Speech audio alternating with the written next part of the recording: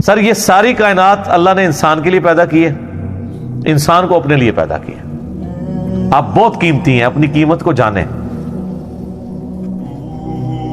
لیکن یہ انسان نکلنے بڑے تھوڑے سے ہیں، 0.0000001%۔ شروع اللہ کا نام لے کر جو بڑا مہربان نہایت رحم والا ہے۔ وَإِذْ أَخَذْنَا مِيثَاقَكُمْ وَرَفَعْنَا فَوْقَكُمُ الطُّورَ خُذُوا مَا آتَيْنَاكُمْ بِقُوَّةٍ وَاسْمَعُوا۔ اور یاد کرو جب ہم نے تم سے یہ عہد لیا تھا، تم سے مراد تمہارے آباء و اجداد سے 6 لاکھ ساتھی تھے حضرت موسیٰ علیہ السلام کے، 12 قبائل میں 50 ہزار کے۔ ہم نے تم سے ایک عہد لیا تھا اور تم پر طور پہاڑ کو بلند کیا تھا۔ یہ وہ جو پہلے جتنے واقعات آئے ہیں نا، وہ دوبارہ سے ریپیٹ ہو رہے ہیں اس میں، کہ وہ طور پہاڑ، اتنا بڑا پہاڑ اللہ نے بادل کی طرح سسپینڈ کر دیا ان کے سروں کے اوپر، اور کہا کہ پکڑو اس کتاب کو، تورات کے اوپر چلو۔ اب اتنی بڑی جب دھمکی ان کو لگائی گئی تو اس وقت تو بڑی مضبوطی کے ساتھ انہوں نے اس دھمکی کو ایکسپٹ کرتے ہوئے کتاب اللہ کو مان لیا، لیکن بعد میں اس کا پاس نہیں رکھ سکے۔ ہم نے کہا تھا پکڑو اس کتاب کو پوری قوت کے ساتھ۔ پوری قوت کے ساتھ یہ نہیں ہے کہ اس پہ شکنجہ مضبوط کر لو، مراد ہے اس کی تعلیمات کو پکڑو۔ یہاں بھی لوگ کہتے ہیں ہم جی قرآن تو پڑھنے ہیں، قرآن پڑھنے کا مطلب کیا ہے؟ تلاوت کرنی ہے اس کی، صرف اس کی تعلیمات پر عمل کرنا ہے پوری قوت کے ساتھ۔ مراد یہ کہ کتاب اللہ کے اوپر ایمان لاؤ، جیسا کہ حق ہے اس کی پیروی کرو۔ واسمعوا، اور غور سے سنو اللہ کی تعلیمات کو۔ قالوا سمعنا وعصينا وأشربوا في قلوبهم العجل بكفرهم۔ لیکن ان کی حالت یہ تھی، وہ کہتے تھے کہ سنا اور نافرمانی کی۔ یہ بڑے جگت باز تھے، جان بوجھ کے انبیاء کی تعلیمات کو بدل دیتے تھے۔ کہا گیا کہ تم نے اریحہ شہر جب فتح ہو شام کا، اس میں داخل ہونا ہے حطۃ کہتے ہوئے، جوشوا ابن نون کے ساتھ جب وہ داخل ہوئے، یوشع ابن نون، جوشوا انگلش میں کہتے ہیں، تو انہوں نے حنطۃ کہنا شروع کر دیا، ہمیں گندم چاہیے۔ یہاں پہ کہا گیا کہو سمعنا و اطعنا، ہم نے سنا اور اطاعت اختیار کی۔ انہوں نے کہا سمعنا و عصینا، ہم نے سنا اور نافرمانی کی۔ اور اگر کوئی کہتا تھا یہ کیا کہہ رہے ہو، وہ کہتے ہیں ہم نے کانوں کا علاج کراؤ، ہم نے اطعنا ہی کہا ہے۔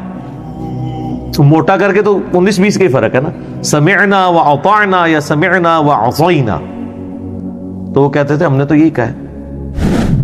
اللہ تعالیٰ فرماتا ہے کہ بچڑے کی محبت ان کو پلا دی گئی ان کے کفر کے سبب۔ یہ اللہ کی طرف سے لعنت پڑ جاتی ہے۔ سورہ زخرف میں آتا ہے جو رحمان کے ذکر سے روگردانی اختیار کرتے ہیں، ہم ان پہ شیطان مسلط کر دیتے ہیں۔ اللہ خود کر دیتا ہے۔ یہ سارا شر کس نے پیدا کیا ہے؟ اللہ ہی نہیں، کیونکہ پیدا کیا تو تبھی آزمائش ہے نا۔ من شر ما خلق، ہم اللہ سے جب پناہ مانگتے ہیں تو کہتے ہیں اے اللہ ہر اس چیز کے شر سے تیری پناہ میں آتے ہیں جو پیدا تو نہیں کی ہوئی ہے۔ شیطان کو کس نے پیدا کیا؟ اللہ نے۔ اللہ کو شیطان سے لڑنے کے لیے کو ہماری ضرورت ہے؟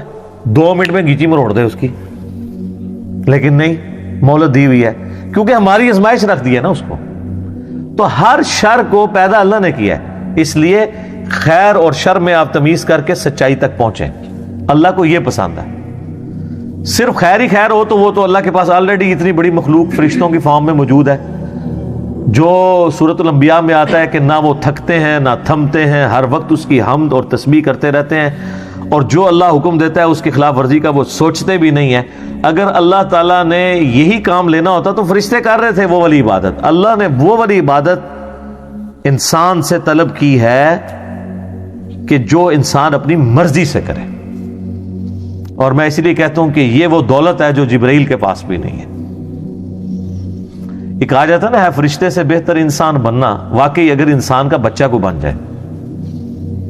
فرشتے اگر اللہ کو مانتے ہیں تو اللہ کی مرضی سے، انسان اگر اللہ کو مانتا ہے تو اپنی مرضی سے۔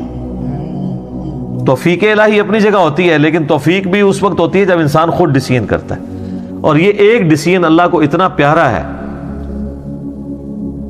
کہ اس کے ایکویلنٹ کوئی اور چیز ہو ہی نہیں سکتی۔ فرشتے تو خود انسانوں کی خدمت میں لگے ہوئے ہیں سرکار. صحیح بخاری میں حدیث ہے جو آیت الکرسی پڑھ کے رات کو سوتا ہے اللہ کی طرف سے ایک فرشتہ اس کے اوپر ایز اے محافظ مقرر ہو جاتا ہے. قرآن میں جگہ جگہ یہ مضمون آیا کہ ہم نے سورۃ الحجر میں بھی آیا کہ ہم نے محافظ فرشتے تمہارے اوپر رکھے ہوئے ہیں جو حفاظت کرتے ہیں. فرشتوں کو کیا کیا ڈیوٹیاں سونپی گئی ہیں. کوئی ہمارا نامہ اعمال لکھ رہا ہے, کسی کی بارش برسانے کی ذمہ داری ہے, کسی کی بادلوں کو ہانک کے لے کے جانے کی ذمہ داری ہے. یہ ساری کی ساری رسپانسبلٹی فرشتے انسان کی خدمت میں لگے ہوئے ہیں. سر یہ ساری کائنات اللہ نے انسان کے لیے پیدا کی ہے, انسان کو اپنے لیے پیدا کی ہے. آپ بہت قیمتی ہیں, اپنی قیمت کو جانیں. لیکن یہ انسان نکلنے بڑے تھوڑے سے ہیں, 0.0000001%.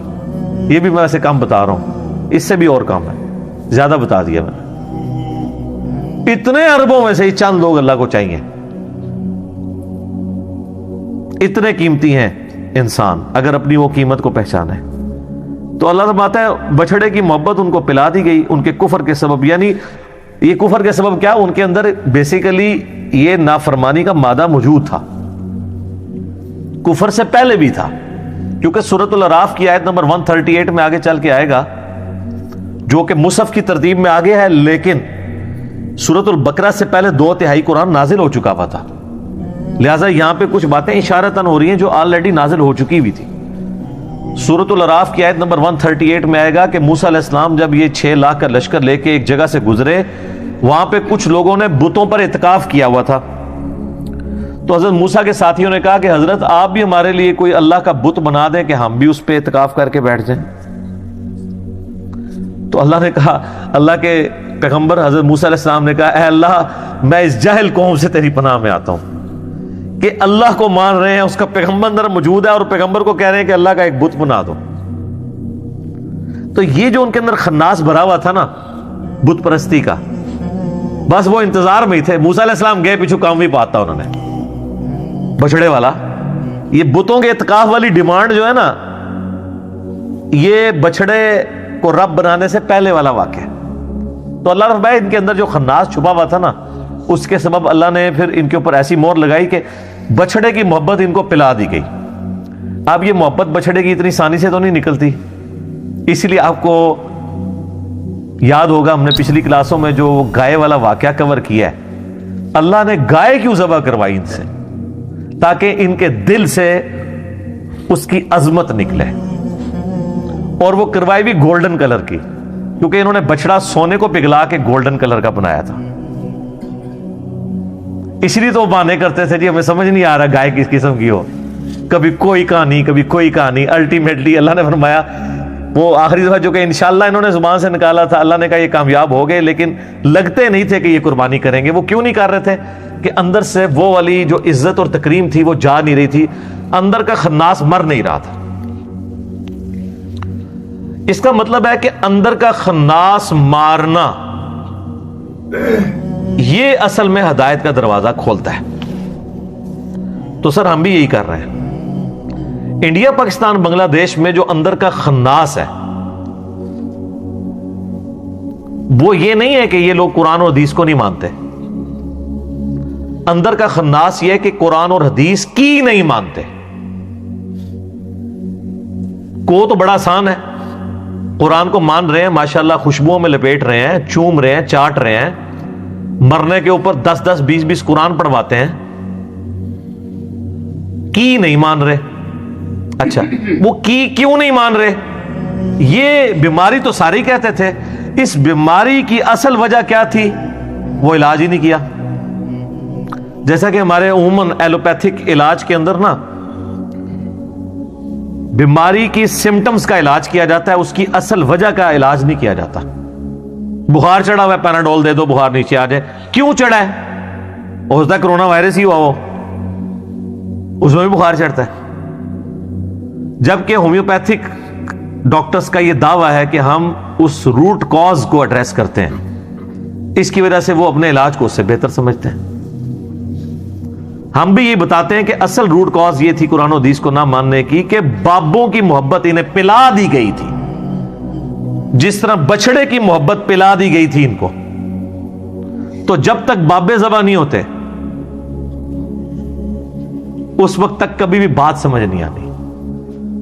اور اس کے لیے ہم نے ایک سمپل سا نعرہ دیا ہے, کیا کہ مرنے سے پہلے اے مسلمان کر لے اس پہ غور, کتابوں کا خدا اور ہے, بابوں کا خدا اور یہ دعویٰ ہم نے صرف زبانی کلامی نہیں کیا, بلکہ پھر ہم نے اس کی مثالیں پبلک کے سامنے رکھی ہیں کہ آپ کے بابوں نے آپ کو کوئی ایک بات بھی صحیح نہیں بتائی ملاوٹ کے بغیر. اگر آپ کہیں کہ انہوں نے بتایا اللہ ایک ہے, تو سر ہندو کیا کہتے ہیں اللہ دو ہیں؟ وہ بھی کہتے ہیں اوپر ایک ہی بھگوان ہے, نیچے کہتے ہیں یہ اسی کے ہیں, یہ بھی نیچے کہتے ہیں نیچے اللہ نے ڈیوٹیاں لائی ہیں. کہانی تو وہی ہے, اس کی شکل ڈیفرنٹ ہے. اوپر تو سارے ایک ہی مان رہے ہیں.